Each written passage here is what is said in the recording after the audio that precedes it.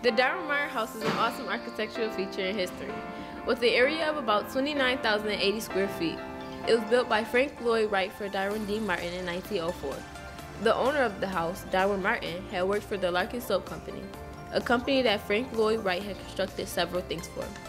The house has a ballroom in the basement, 6 rooms on the first floor, including the kitchen, living room, dining room, lounge room, a small library, and even an office for Darwin Martin. The office also has its own personal entrance, and all this was just the first floor of the main house. The house even has a conservatory where the whole ceiling is made of windows that can be opened with a special pulley system. The garden also has a statue of the Greek goddess Nike of Samothrace. And fun fact, her wings were the inspiration for the Nike swoosh on the shoes. Along with the main house was the Martin House, which was built for Darwin's sister Delta and her husband, the 100-feet-long pergola, which links the main house to the conservatory. The rest was main necessities of the time, like the garage and stables for horses and carriages, but those were built a bit later on in 1908. The house was an architectural feature that combined the Chinese and Japanese architectural style and modern day style. The house was built to be almost entirely horizontal, which is why many people call it the plane house. Get it? Flat, like the plane? Anyway, the house ended up being 167 feet long, more than half a football field. It represents Wright's passion of architecture fitting with nature.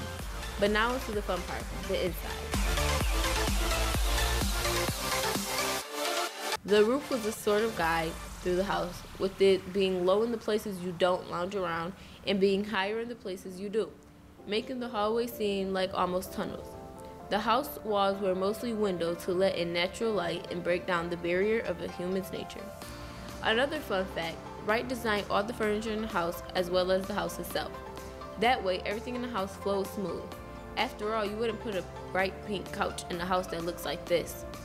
The kitchen has a pantry, a large cabinet for china, which was called the butler station. The counters were made of pure white glass. This was because they believed if you could see the dirt, you could clean it off better. The inside also has a system of radiators that flowed through the house to conduct heat throughout the interior. But unlike houses today, where you can see the vents, Wright hid the radiators and pillars that held up the house, which helped heat flow into the living room, dining room, and any other rooms in the main house. The living room had a fireplace decorated with beautiful glass tiles and a piano given to Darwin Martin by his daughter Dorothy. Looking a bit into Darwin Martin himself, his mom had died when he was only 6, and at the age of 13, he started working in the Larkin Soap Company. Larkin himself noticed how great of a worker Darwin was and raised his pay, and also had hired him as his bookkeeper, which was something Larkin had always done himself. In 1899, he had become a secretary and shareholder. He also was in charge of customer service.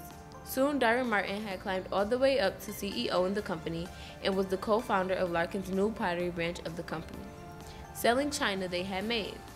Darwin came across Wright because of Darwin's brother, who had lived near Wright and started to gain a relationship with him. After Wright had constructed a house for Darwin's brother, Darwin became interested in his work and was inspired to get the Darwin Martin House constructed, which his brother and himself got Larkin on board for.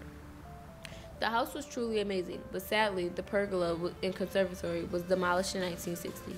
After Darwin had moved out and the company had bought the land, using it to build other buildings, it took years for the land to be brought back and the buildings slowly reconstructed. Now a team of people are working hard to reconstruct the house to its former glory, as well as bring back many of its historical artifacts, such as Wright's famous windows with a design called the Tree of Life in them. Hopefully, their efforts with bringing the house back to its true beauty.